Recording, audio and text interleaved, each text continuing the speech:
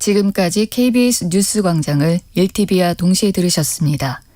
지금 시각은 6시 14분입니다. KBS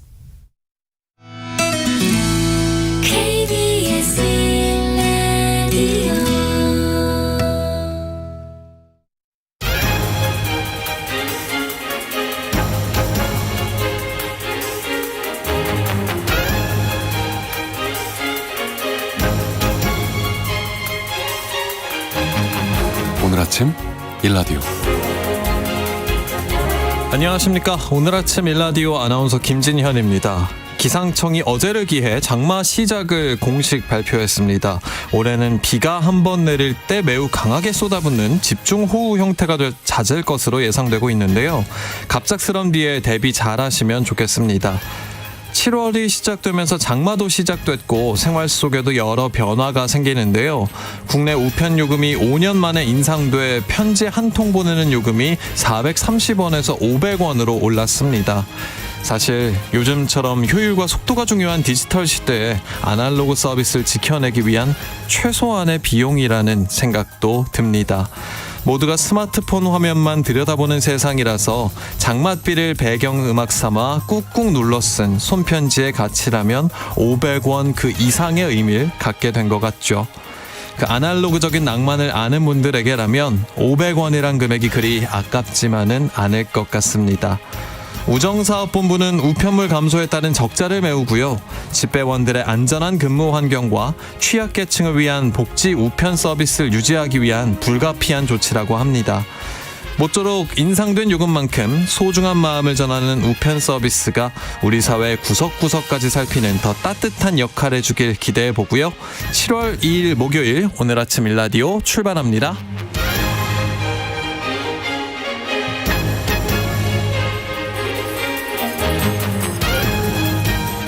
오늘 아침 일라디오 이 시간은 물론 KBS 일라디오의 모든 프로그램은 유튜브 KBS 일라디오의 공식 채널이나 모바일 콩 애플리케이션 통해서 실시간으로 함께 하실 수 있습니다.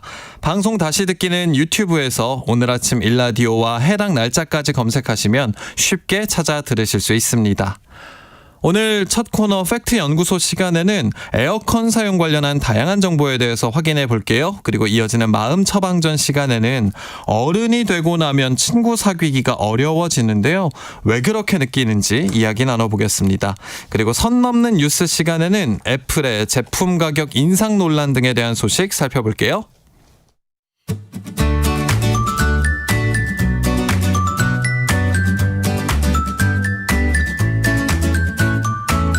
유익한 정보와 살아있는 이야기가 있습니다.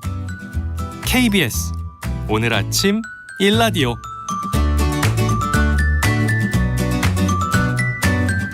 이 정보가 사실인지 혼란스러운 내용 바로잡아보는 팩트연구소 시간입니다. 덥고 습한 날씨에 에어컨 가동 시간이 늘어나고 있는데요. 오늘은 에어컨에 관한 다양한 정보 확인해 보겠습니다. 팩트체커이신 선정수 기자가 자연자본시대라는 새로운 매체에 소속되셨다고 하는데요. 기자님 안녕하십니까? 네, 안녕하세요. 자연자본시대 찾아보니까 자연생물 다루는 새로운 인터넷 신문이더라고요. 앞으로 네, 좋은 맞습니다. 네. 기사들 기대해 보겠습니다. 네, 감사합니다. 예. 그럼 오늘 첫 소식 에어컨에 관해 살펴보겠습니다. 먼저 주제가 좀 황당한데요. 집주인이 세입자한테 에어컨을 끄라고 하고 심지어 계약 해지까지 언급한 사례가 최근 보도됐는데 이게 법적으로 가능한 얘기입니까? 사회 초년생이 이 세입자로 처음 남의 집에 새들어 사는데 에어컨을 하루 종일 켜놓으니까 집주인이 뭐 이런저런 이유로 끄라고 하더라. 물론 전기요금은 세입자가 부담을 했고요. 예. 이런 상황이 몇 번 되풀이 되니까 계약 해지를 운운했더라. 이런 보도가 나왔는데요. 일반론으로 말씀드리면 세입자의 행위가 아니고 집주인의 행위, 이런 행위는 부당하다고 볼 수 있습니다. 그런데 이 임대차 계약서에 별도 특약을 정해놓은 예외적 상황이 있을 수 있으니까 일률적으로 말할 수는 없지만 이 세입자가 자기 비용으로 전기요금을 부담하면서 통상적인 방법으로 에어컨을 쓰는 건 정상적인 주거 사용의 범위에 들어갑니다. 이 집주인은 세입자가 계약 목적대로 집을 쓰도록 협조할 의무가 있고 이걸 일방적으로 막기는 어렵다는 게 일반적인 법리 해석이고요. 설령 계약서에 에어컨 사용을 제한한다 이런 특약을 넣었더라도 그 내용이 세입자한테 지나치게 불리하거나 주거권을 해친다고 판단되면 주택임대차보호법 위반으로 무효가 될 소지가 있습니다. 다만 실외기가 낡았거나 전기 용량이 부족해서 화재 위험이 실제로 있다면 그건 안전 문제로 따로 다뤄야 하는 것이고요. 이런 분쟁이 생기면 소송 전에 주택임대차 분쟁조정위원회를 통해서 조정을 받아볼 수 있습니다. 알려진 것 외에도 이 이면이 있을 수 있으니까 만약 이 사연의 주인공 같은 상황이라면 계약서 꺼내보시고 특약 조항이 있는지부터 확인해 보는 게 좋습니다. 예, 지금 말씀 듣고 청취자분들도 깜짝 놀라시네요. 정경화님, 누전되는 집이냐 비롯해서 당황하시는데 진짜 앞으로 더 더워질 날씨에 별 이유가 없이 일방적으로 에어컨 가동을 막다니 참 끔찍한 얘기가 아닌가 싶습니다. 에어컨을 시원하게 틀면서도 전기요금 줄이고 싶은 마음은 누구나 비슷할 것 같아요. 그래서 관련 정보도 엄청나게 많이 떠들고 있는데 궁금한 게 있습니다. 에어컨 켤 때 최저 온도로 설정해야 빨리 시원해진다 이런 말이 있던데 사실인가요, 기자님? 미국 에너지부 등의 자료에 따르면 에어컨의 냉방 능력, 그러니까 얼마나 세게 냉기를 뿜어낼지는 이 설정 온도와 상관없이 이미 정해져 있는 값이라고 하는데요. 이 설정 온도는 이 온도가 되면 멈춰라 이런 목표치일 뿐이지 이 설정 온도를 낮게 잡는다고 냉기가 더 세게 나오는 게 아닙니다. 오히려 이 필요 이상으로 낮게 설정을 하게 되면 실외기가 쉬지 않고 계속 돌아가면서 전력만 더 소비하고 기기 수명도 줄어들 수 있다고 합니다. 빨리 시원해지고 싶으면 온도보다 바람 세기를 강풍으로 올리는 게 더 효과적이라고 하고요. 어느 정도 시원해진 다음에는 실내 온도를 26 내지 28도 정도로 유지하는 게 전기 요금이나 건강 측면에서 좋다고 합니다. 빨리 시원해지고 싶으면 온도보다는 바람 세기를 강풍으로 올리는 게 더 효과적이군요. 네. 알겠습니다. 예전에는 에어컨을 켜놓고 자면 죽을 수도 있다 이런 말도 전해졌었는데요. 이거 저는 어른들이 전기요금 아끼려고 하는 거짓말 아닌가 싶었는데 이거 사실인가요? 이게 우리나라에만 전해지는 도시전설, 이 선풍기 괴담. 예, 선풍기도 그렇고요. 네. 예, 과학적 근거가 없는 속설일 뿐입니다. 법원에서도 이 에어컨을 켜놓은 방에서 숨진 사례를 저체온증으로 보기는 어렵다 이렇게 판단한 사례가 있습니다. 에어컨은 산소를 소모하지 않고 바람이 코나 입 쪽으로 불어도 호흡에는 지장이 없습니다. 그래서 이 에어컨이나 선풍기 때문에 자다가 질식사했다 이런 법의학적 보고는 전 세계적으로 없습니다. 그렇군요. 궁금한 거 하나 더 있습니다. 요즘 에어컨들 보면 공기 정화 기능이 달려서 나오는 것들도 많더라고요. 근데 이 에어컨 틀면 공기 정화 효과가 있는지요? 절반의 사실 이렇게 판정할 수 있겠는데 에어컨에는 필터가 있어서 큰 먼지나 일부 미세먼지를 걸러주는 효과는 실제로 있습니다. 최근 나오는 구급형 이런 공기청정 에어컨은 헤파 필터나 활성탄 필터를 달아서 미세먼지나 냄새 제거 기능을 강화하기도 했고요. 그렇지만 이 에어컨의 주된 역할은 어디까지나 냉방이고 공기청정은 부가 기능입니다. 이 전용 공기청정기와 비교하면 이 공기 여과 성능이 떨어지는 게 일반적이고요. 그리고 이 필터를 오래 청소하지 않고 방치하게 되면 오히려 이 먼지와 곰팡이가 쌓이는 온상이 될 수 있습니다. 공기가 정화된다는 말이 성립하려면 이 에어컨의 공기정화 필터 성능이 좋아야 하고 그리고 이걸 또 주기적으로 청소하고 잘 관리해야 된다 이런 전제가 붙습니다. 그렇군요. 조건적으로 성립하는 사실이었네요. 네. 폭염이 나타날 때는 에어컨 실외기에 물을 뿌려주면 효율이 좋아진다는 얘기가 있던데요. 이건 감전의 위험이 있지 않을까 약간 걱정도 됩니다. 네, 그렇습니다. 어떻게 보면 부분적으로는 맞지만 아무렇게나 따라하면 위험할 수 있습니다. 이 실외기의 열 교환기 표면 온도를 낮추면 냉방 효율이 잠깐 좋아지는 건 사실인데요. 그런데 반드시 전원을 차단한 뒤에 이 팬이나 전기 부품 쪽이 아니라 열 교환기 그러니까 이 실외기 앞쪽 그릴 윗부분에만 물을 뿌려야 됩니다. 근데 또 전원이 켜진 상태에서 물을 뿌리거나 전기 단자 쪽으로 물이 들어가면 감전이나 고장, 심하면 화재로 이어질 수 있으니까요. 최근 몇 년간 이 여름철 에어컨 화재 가운데 실외기에서 난 불이 상당수를 차지했고 그중 다수가 설치 부실이나 노후화가 원인으로 조사됐습니다. 네. 물 뿌리기보다 먼저 할 일은 실외기 주변에 그늘을 만들고 통풍이 잘 되도록 하는 것, 그리고 먼지를 정기적으로 청소하고 주변에 탈 수 있는 인화성 물건을 치우는 겁니다. 폭염 날씨에 실외기 물 뿌리기 웬만하면 안 하시는 게 좋습니다. 그렇군요. 에어컨 바람 오래 쐬면 건강에 나쁘다는 얘기도 참 많이 듣습니다. 이건 어떤가요?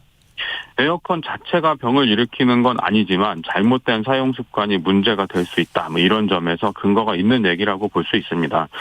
실내외 온도 차이가 크면 자율신경계에 부담을 줘서 두통, 피로, 소화불량 이런 냉방병 증상이 나타날 수 있습니다. 습도가 낮아지면 호흡기 점막이 마르면서 감기에도 걸리기 쉬워집니다. 그리고 이 환기 없이 밀폐된 채로 에어컨을 오래 틀면 실내 공기가 탁해질 수 있고 드물게는 이 냉각수 계통에 사는 레지오넬라균 감염 사례도 보고가 됩니다. 이건 일반적인 그 가정용 에어컨이 아니라 빌딩 위에 순행식으로 이 큰 냉각탑이 있는 이 순행식 에어컨 이야기인데요. 네. 이 건강하게 에어컨을 사용하려면 이 실내외 온도차를 한 5 내지 6도 정도로 유지를 하고 그리고 한두 시간에 한 번씩 환기를 하고 필터를 주기적으로 청소하면 대부분의 이 건강 피해는 예방할 수 있습니다. 에어컨을 켜면 무조건 몸에 나쁘다 이런 이야기는 좀 과장된 걸로 볼 수 있고요. 오히려 이 폭염에 전기요금 아낀다고 에어컨 틀지 않고 버티다가 집안에서 열사병으로 돌아가시는 사례들이 나오고 있거든요. 실제로 일본에서는 사회 문제도 되고 있고요. 그러니까 못 견딜 정도가 되기 전에 에어컨 조금씩 트시고 그게 아니면 무더위 쉼터를 찾아서 열기를 식히는 게 건강에 좋습니다. 예, 오늘 말씀 여기까지 듣겠습니다. 팩트 연구소 시간 에어컨과 관련된 다양한 정보 짚어봤습니다. 다가오는 한여름 현명한 냉방기기 사용으로 냉방 비용도 아끼고 건강도 챙기시길 바랍니다. 지금까지 자연자본시대 선정수 기자였습니다. 잘 들었습니다. 네, 고맙습니다.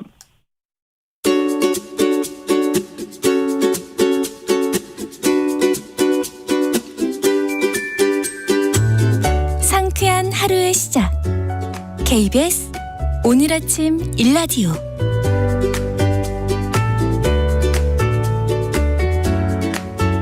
마음을 돌보고 일과 관계, 삶을 성장시키는 마음 처방전 시간입니다. 학창시절 떠올려보면 옆자리에 앉기만 해도 친구가 됐는데 어른이 되고 나선 친구 한 명 사귀는 것도 굉장히 어려운 일이 됐습니다.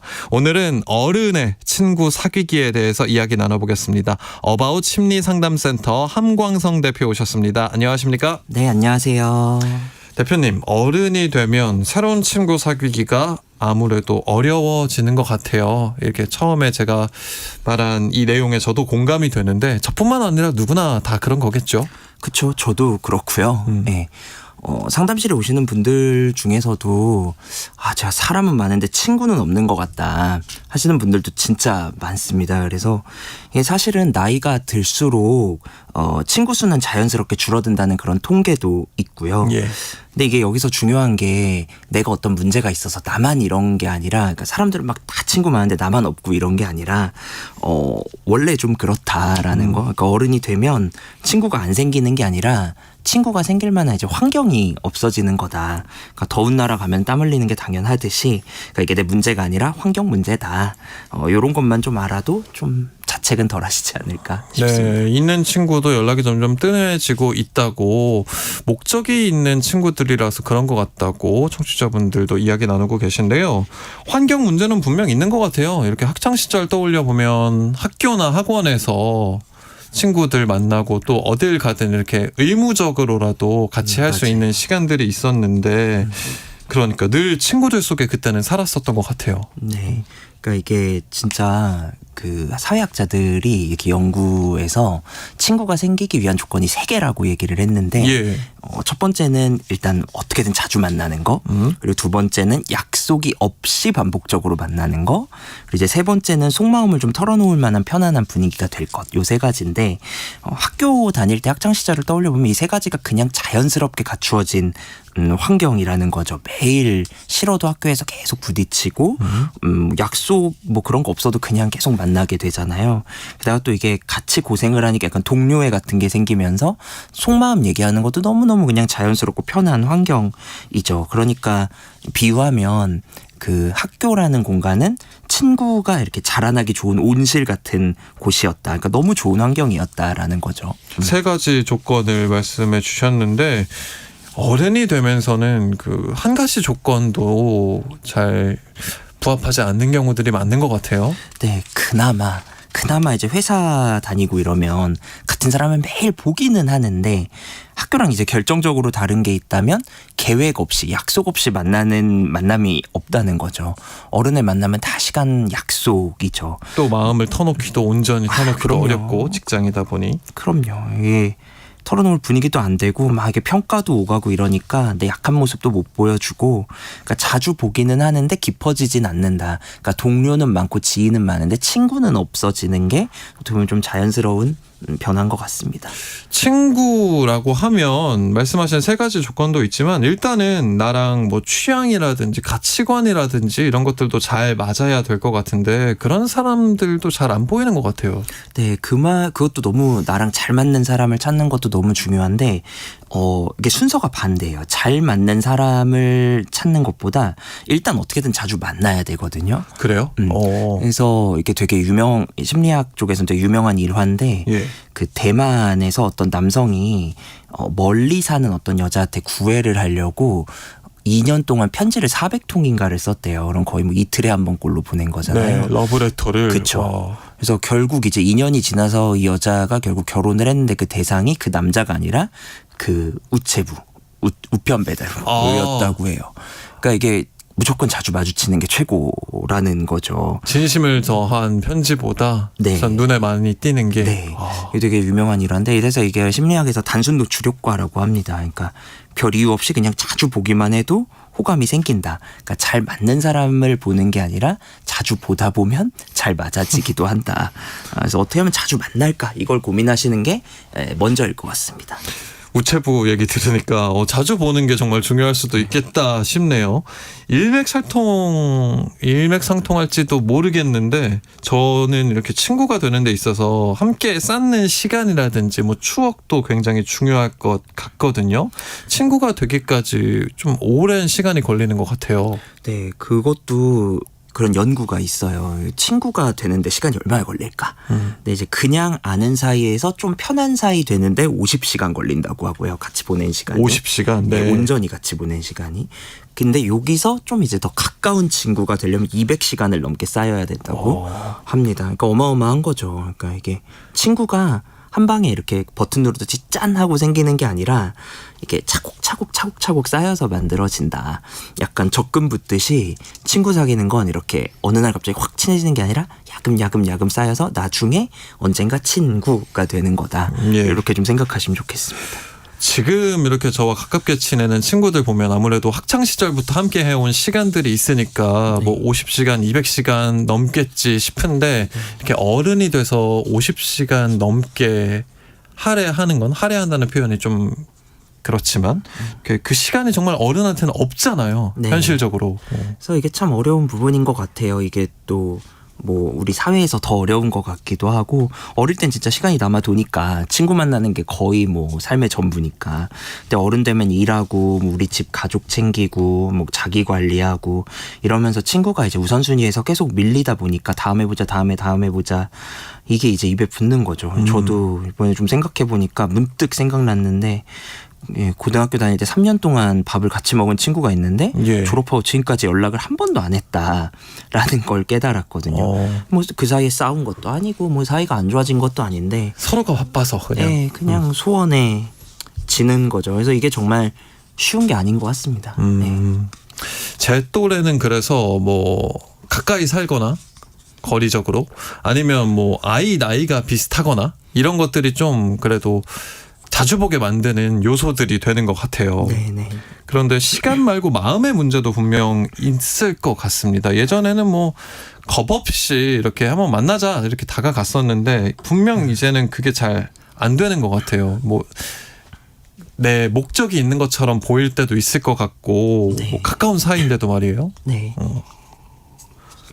이게 말씀하신 것처럼 어른이 되면 마음에 점점 이제 빗장이라고 하죠. 예. 그런 게 좀 생기는 것 같습니다. 살면서 여러 가지 사람 관계를 겪으면서 상처도 많이 받고 그러다 보니까 경계하는 게 점점 생기는 것 같아요. 그것 또한 어쩔 수 없는 것 같아요. 그래서 어릴 때는 뭔가 경계를 안 하다 보니까 조심해야 할 사람도 안 조심하거든요. 근데 좀 어른이 되면은 안 조심해도 될 사람도 조심해지는 것 같아요. 그러니까 이게 계속 이제 어른이 되면서 이 관계를 맺을 때 계산기를 이제 돌리게 되는 거죠. 믿어도 되나? 상처받지 않을까? 이런 걸 자꾸 계산하고 만나게 되고 예. 그러니까 어떻게 보면 나를 지키려는 마음 때문에 그러는 거기는 한데 그게 또 어떻게 보면 딜레마죠. 그것 때문에 친한 관계를 맺는 데는 또 좀 이제 어려움이 생긴다. 그런 것 같습니다. 그 빗장을 아무래도 풀어야 친구가 생기고 더 깊어지는 건 알겠는데 근데 속마음을 보여주는 게 또 쉽지 않기도 하잖아요. 네. 이게 참 그러니까 어려워요. 어렵지만 친구를 만들기 위해선 어떻게든 해야 한다. 그러니까 친밀감의 핵심이라서 그렇습니다. 이게 자기 개방이라고도 하는데 어떻게 보면 내 속을 보여주면 상대도 자기 속을 좀 보여주고 그러면서 관계가 깊어지는 거죠. 그러니까 중요한 건 이제 속을 보여줘야 된다는 거죠. 그래서 막 이게 우리가 막 사우나 가면 친해진다고 하고 술 먹으면 친해진다고 하는 게 거기서는 겉이 아니라 이제 좀 속에 대한 것들을 서로 나누기 때문에 친해지는 거죠. 그러니까 카드를 내가 까야 상대방도 깐다. 그러니까 계속 뭔가 어른이 되면 적당히 좋은 얘기, 안전한 얘기, 막 이런 그런 얘기들만 하다 보니까 아까 말했던 이제 아는 사이 정도에서 끝난다. 그러니까 깊어지려면 누군가 먼저 한 장을 까야 되는데 내가 친구를 사귀고 싶으면 내가 먼저 내 속을 좀 드러내야 하지 않을까 싶습니다. 오히려 그런데 요즘에는 타인에 대해서 더 많은 정보를 알게 되는 거는 있는 것 같거든요. SNS로 다 연결돼 있고 또 멀리 있어도 소식을 다 알게 되는 경우들도 있고 그러면 오히려 좀 덜 외로워야 될 것 같은데 오히려 더 외로워지는 것 같은 마음도 들어요. 네.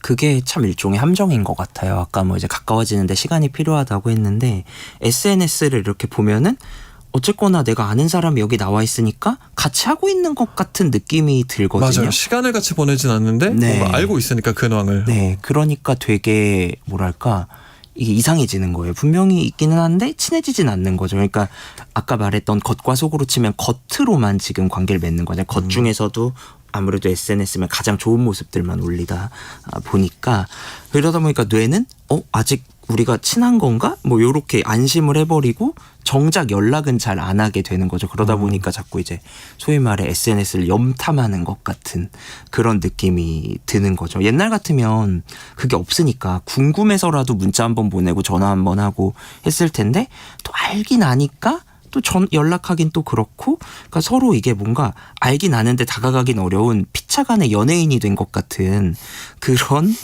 느낌이 많아지는 것 같습니다. 그런 연예인이란 표현 마음에 와닿네요. 근황은 잘 아는데 오히려 속 깊은 진짜 이야기나 뭐 상황들은 모르는 그런 사이들이 점점 늘어나는 것 같습니다. 그런데 요즘 그런 글귀나 콘텐츠들도 많이 있더라고요. 친구가 꼭 많아야 되는 건 아니다. 뭐 이런 글귀들이요. 네, 저도 그 얘기엔 동의합니다. 전 친구가 너무 없어요라고 얘기를 하시는데 그래서 친구가 이게 속 얘기하실 만한 친구가 몇 분이나 있는데요라고 좀 한 2-3명 있어요라고 하시거든요. 충분하다라고 말씀드려요. 2-3명 정도면? 네, 뭐 친구가 뭐 포켓몬도 아니고 수집하는 게 아니거든요. 이게 되게 연구에서도요. 사람이 진짜 가깝게 마음을 유지할 수 있는 친구가 그냥 인간의 한계상 평균 3-4명이 한계라고 해요. 그러니까 우리 뇌 용량 자체가 그렇대요. 그러니까 친구가 적은 게 비정상이 아니라 그게 원래 정상이다. 그러니까 힘들 때 전화할 수 있는 사람 1-2명 정도 있으면 그 정도면 충분합니다. 그러니까 100명이랑 그냥 가볍게 인사하는 것보다 1-2명이랑 진짜 속 얘기하는 게 훨씬 내 마음엔 도움이 됩니다. 그래서 너무 인맥 좁다고 자책하지 않으셨으면 좋겠습니다. 속 깊은 친구 2-3명이면 뭐 성공한 인생이다. 이런 말씀에 대해서는 지극히 공감하는데 또 이 주변에 그냥 편한 얘기 나눌 수 있는 친구 사귀고 싶은 마음들도 분명 있을 거거든요.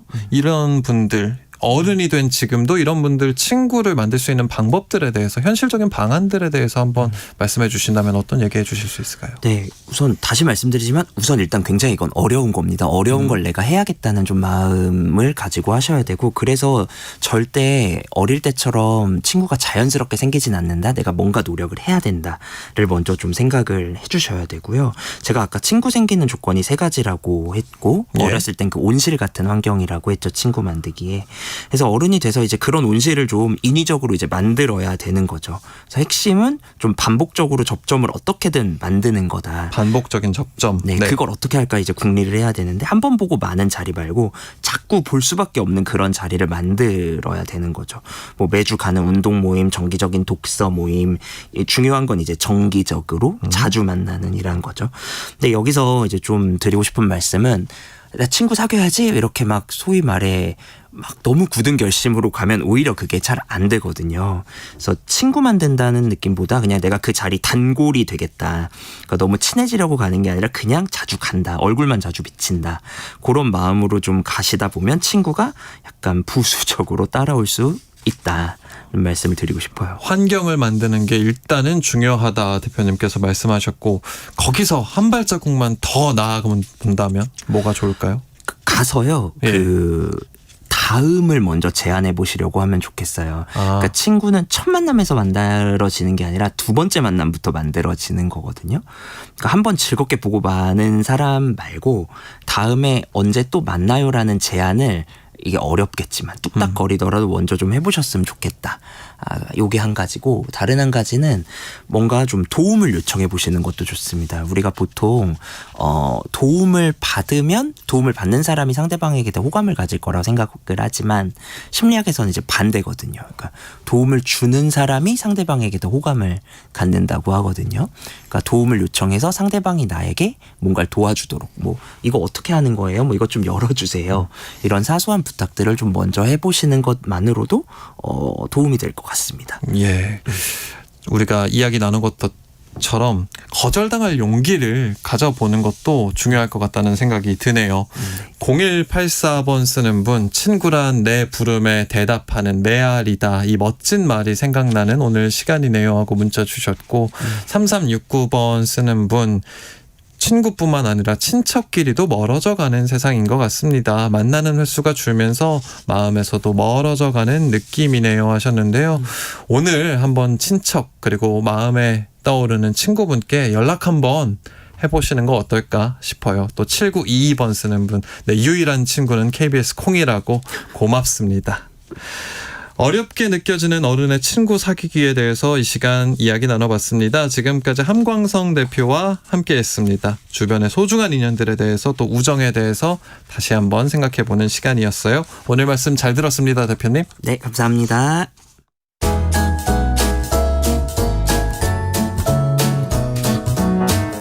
상쾌한 하루의 시작. KBS 오늘 아침 일라디오.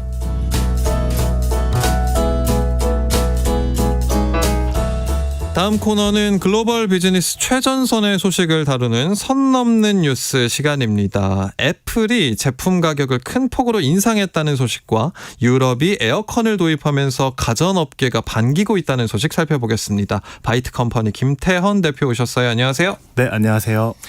요즘 애플이 제품들 가격 올리면서 소비자들의 불만도 큰 것 같은데요. 우선 어떤 제품들이 얼마나 오른 건지 언제부터 적용되는 건지 하나씩 짚어주시죠. 네, 애플이 지난 25일부터 맥북이랑 아이패드 가격을 기습적으로 인상을 했습니다. 맥북은 제품마다 조금 다르지만 평균적으로 100에서 한 $300 정도, 예. 그리고 아이패드는 100에서 $200까지 인상을 한다고 밝혔는데요. 이제 국내로 보면은 맥북 에어가 219만 원, 맥북 프로가 329만 원 이렇게 각각 40만 원, 60만 원 이렇게 인상이 됐고요. 꽤 많이 뛰었네요. 네, 그리고 이제 가성비를 앞세워서 나왔던 보급형인 맥북 네오도 99만 원, 100만 원보다 낮은 가격으로 이제 있었는데. 네, 좀 유명했었는데 이게 119만 원으로 인상이 됐습니다. 맥북은 이제 애플에서 만든 노트북이죠. 네. 이렇게 인상률로 따지면 얼마예요? 네, 인상률로 따지면 맥북 프로가 17.7% 그리고 맥북 에어가 18.2% 올랐고 이제 아이패드 중에서 저가형 아이패드 같은 경우는 28.7%나 올랐습니다. 퍼센트로 따지니까 더 확 다가옵니다. 네. 그럼 휴대폰 가격도 한번 살펴볼까요? 네, 휴대폰은 이제 우리나라 같은 경우는 아이폰 가격은 인상을 하지 않았는데 이제 이게 아무래도 우리나라 시장은 특히 갤럭시랑 직접 경쟁을 하다 보니까 이제 경쟁 때문에 가격을 지금은 당장 인상하진 않았는데 이제 아마 오는 9월 또 새 시리즈를 발표를 하면서 좀 가격을 인상할 수도 있지 않을까라는 전망이 나오고 있는 상황입니다. 예, 김재림님께서 저번 주에 아이패드 샀는데 최고의 구매가 됐다고. 야, 타이밍 잘 잡으셨습니다. 갑자기 이렇게 애플의 가격을 올린 이유가 반도체 가격 때문이라고 했는데요. 팀 쿡 CEO가 인터뷰에서 100년 만에 홍수라는 표현까지 썼다고요? 네, 애플이 그 가격 인상으로 지목한 원인이 바로 메모리 반도체인데 이제 AI 데이터 센터가 빠르게 늘어나면서 뭐 메모리 반도체, 저장 장치 이런 수요들이 굉장히 급증을 했고 이제 그 탓에 부품 가격이 오르니까 이제 우리도 제품 가격을 올려야겠다라고 결정을 한 겁니다. 팀 쿡 CEO는 이 상황을 두고 이제 본인이 40년 넘게 IT 업계에 몸담았지만 이 정도로 반도체 가격이 오르는 건 처음 봤다면서 이제 100년 만에 한 번 오는 대홍수 같다라고 표현을 했거든요. 이제 반도체 가격이 얼마나 올랐냐면 이제 애플이 비교적 저렴한 중국산 반도체를 쓰게 해달라고 미국에 로비까지 하고 있다고 합니다. 예. 창신 메모리라는 이제 반도체 기업인데 이제 이 기업이 미국 국방부에서는 블랙리스트에 올라 있는 기업이에요. 그래서 법적으로 뭐 거래가 금지가 되고 이런 건 아니긴 한데 정치적인 리스크가 분명히 있음에도 이제 이 중국산 반도체를 좀 쓰게 해달라라고 로비까지 할 정도로 반도체 가격이 굉장히 많이 올랐다. 이렇게 볼 수 있겠습니다. 트럼프 정부 아래에서 중국산 반도체까지 들여다볼 정도라고 하니까 애플도 분명 어렵긴 한 것 같습니다. 근데 애플이 다 이게 메모리 탓이다 이렇게 책임을 돌리니까 메모리 회사들도 반박을 했잖아요. 네, 미국의 메모리 제조사 마이크론이 정면으로 이 애플의 주장에 반박을 하고 나섰는데 이제 애플이 이렇게 반도체 가격이 올라서 어려워하는 건 다 자업자득이다라고 살짝 돌려서 얘기를 했습니다. 이제 마이크론이 과거 반도체 시장이 침체했을 때 이제 일부 대형 고객사 그러니까 애플 같은 대형 고객사들이 이제 반도체 가격을 이제 굉장히 낮춰서 구매를 했다. 왜냐하면 애플은 사실 슈퍼 갑의 위치에 있거든요. 그쵸? 굉장히 구매력이 크기 때문에 이제 그 구매력을 바탕으로 메모리 가격을 굉장히 저렴하게 구매를 했고 이제 그러다 보니까 그 당시에 메모리 반도체 기업들이 적자를 보면서 장사를 할 수밖에 없었고 그래서 그 생산 설비나 이런 걸 늘리질 못했어요. 이제 그러다 보니까 그때 생산 설비나 이런 걸 못 늘렸다 보니까 지금 이렇게 수요가 급증했을 때도 공급이 부족하니까 가격을 올릴 수밖에 없고 그러니까 그건 너네 자업자득이다라고 돌려서 얘기를 했습니다. 지금의 가격 상승이 과거 이제 제조사들 탓이다. 이게 마이크론의 임원이 애플을 직접 언급하진 않았지만 아무래도 여러 정황상 네. 애플을 가리키고 있는 거잖아요. 워낙에 공급망 쥐고 흔들면서 마진을 극한까지 쥐어 짜고 했던 게 애플이었으니까요. 아무래도 애플은 말씀하셨던 것처럼 슈퍼 갑의 느낌이었는데 이제 조금 입지가 달라진 것 같습니다. 네, 이번에 이 두 기업이 간접적으로 설전을 벌인 것만 봐도 이제 주도권이 구매자에서 공급자로 넘어갔다라는 게 좀 보이는 상황입니다. 이제 말씀하신 것처럼 또 그동안 애플이 슈퍼 갑의 위치에서 구매력을 가지고 이제 가격 결정권을 좀 가지고 있었는데 이제 메모리 수요가 폭증하면서 이제는 그 주도권이 메모리 반도체 기업으로 넘어간 상황입니다. 애플을 공급사가 이렇게 공개적으로 비판을 할 정도면 사실 좀 말을 다 했다 이렇게 볼 수가 있겠고요. 이제 기업의 수익성을 봐도 좀 이 변화를 몸소 체감을 할 수 있습니다. 이제 애플 같은 경우는 구매력을 바탕으로 부품 비용을 굉장히 낮추고 이렇게 해서 이제 제조 기업으로는 굉장히 이례적으로 30%가 넘는 영업이익률을 이제 평균적으로 계속 이렇게 기록을 해왔습니다. 예. 그런데 이제 최근에 메모리 반도체 기업들은 80%가 넘는 정확히는 86%에 가까운 이제 영업이익률을 엄청나네요. 보여주면서 네. 이제 메모리 반도체를 아무리 비싸게 팔아도 아무도 이걸 견제할 수 없을 정도로 좀 입지가 단단해졌다. 이렇게 해석할 수 있겠습니다. 예, 가격 인상을 지금 서로 니 탓으로 돌리고 있는 상황에서 결국 변하지 않는 건 가격들, 제품 가격들이 오르고 부담이 소비자에게까지 넘어온다는 거잖아요. 요즘 치플레이션이란 말도 있더라고요. 네, 이제 제품 가격 인상만 보면 전자제품의 경우 애플만의 일이 아니고요. 이제 삼성전자는 올해 2월에 이제 S26, 갤럭시 S26 시리즈를 내면서 이제 원래는 새 시리즈를 내도 이제 가격을 동결해 왔었는데 이번에는 10만 원씩 가격을 인상을 했고요. 뭐 게임기 쪽에서도 닌텐도 스위치가 17% 정도 가격을 올렸고 소니 플레이스테이션 5도 27% 가격이 오르는 등 전체 이제 전자제품들이 전부 가격이 오르고 있는 상황입니다. 그래서 이런 현상을 부르는 게 치플레이션이란 말인데 반도체를 의미하는 칩과 물가 인상을 얘기하는 인플레이션을 합친 말입니다. 예. 근데 이제 치플레이션의 특이한 점은 출발점이 이제 소비가 늘어나서 물가가 오르는 게 아니라 반도체 가격, 이 제품 부품 가격이 오르면서 촉발되는 그런 인플레이션이라는 거고 특히 이제 우리나라가 좀 디플레이션에 더 취약한 구조를 가지고 있는데 단순히 이제 전자제품 가격이 오르는 걸 더해서 이제 우리나라는 삼성전자나 SK하이닉스 같은 메모리 반도체 기업들이 이제 반도체 가격이 오르면 수출 호재로 또 돈을 되게 많이 버는데 그러다 보니 주가가 오르고 이 주식에 투자했던 사람들이 돈이 많아지면서 또 소비를 더 늘리게 되고 그래서 물가가 더 오르게 되는 그런 순환 구조가 나타나기 때문에 이제 우리나라는 조금 더 디플레이션에 좀 노출이 더 많이 되어 있다. 이렇게 볼 수 있겠습니다. 예, 여기까지 첫 소식 짚어보고요. 다음 소식으로 넘어가 볼게요.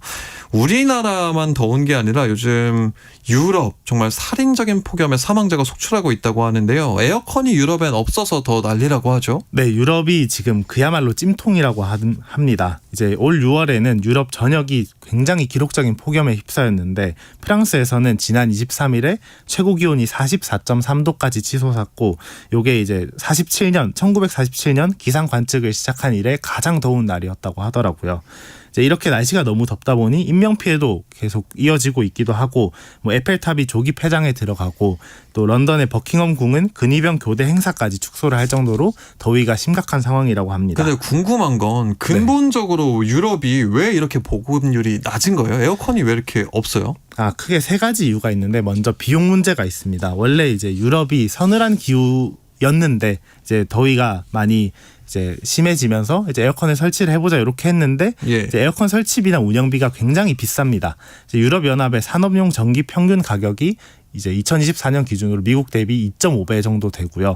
그리고 에어컨 설치비도 우리 돈으로 100만 원이 훌쩍 넘다 보니까 비싸긴 하네요. 네, 이미 서늘한 기후였으니까 이제 좀 이렇게 비싼 돈 주고 에어컨 설치할 바에야 그리고 전기세를 많이 낼 바에야 참는 게 낫다라고 생각을 했고요. 예. 그리고 문화적인 이유도 있는데 유럽은 친환경을 굉장히 중요하게 생각하는 정서가 강합니다.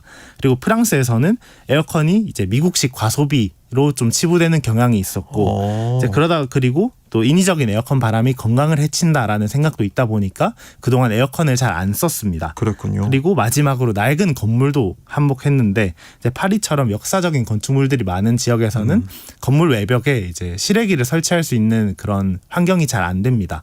이제 그러다 보니까 에어컨을 달고 싶어도 달 수 없는 환경이다 보니 유럽 전체적으로 이제 에어컨 보급률이 굉장히 낮은 그런 상황입니다. 그런 이유들이 있었네요. 근데 이제 폭염이 매년 점점 심해지다 보니까 분위기가 바뀌고 있다고요. 네, 이제는 너무 덥다 보니까 더 이상 더위를 참기 어려운 것 같은데 이제 프랑스에서 주택 에어컨 보급률만 봐도 이제 2023년에 18%였는데 그게 작년에는 24%까지 빠르게 늘었고요. 그리고 이제 정치권에서도 그 바뀌는 분위기들이 좀 보입니다. 이제 에어컨은 안 된다는 게 정치권의 원래 기조였는데 예. 이제 프랑스에서는 학교나 병원 같은 공공시설에는 에어컨을 확대해야 된다는 게 핵심 쟁점으로 떠올랐고 영국에서도 주택용 에어컨 설치에 대한 규제를 좀 완화를 하자 이런 안건이 정부에 이제 올라와 있는 상황입니다. 가전업계 입장에서는 그럼 엄청난 시장이 열린 것 같은데 시장 규모가 얼마나 커질 걸로 보고 네, 있습니까? 그야말로 이제 새로운 블루오션이 열렸다 이렇게 보고 있는데 그동안 이제 진입장벽이 규제나 이런 진입장벽이 워낙 강력하다 보니까 예. 이제 유럽 시장은 사실상 이제 좀 논외의 지역이었는데 이제 그 성장세가 굉장히 가팔라지고 있다고 합니다. 이제 시장 전망치를 보면 이제 유럽의 에어컨이나 뭐 시스템 에어컨 이런 냉방 공조 시장이 올해 우리 돈으로 약 42조 원 규모인데 이게 연평균 6% 안팎으로 성장을 할 거라고 생각을 해요.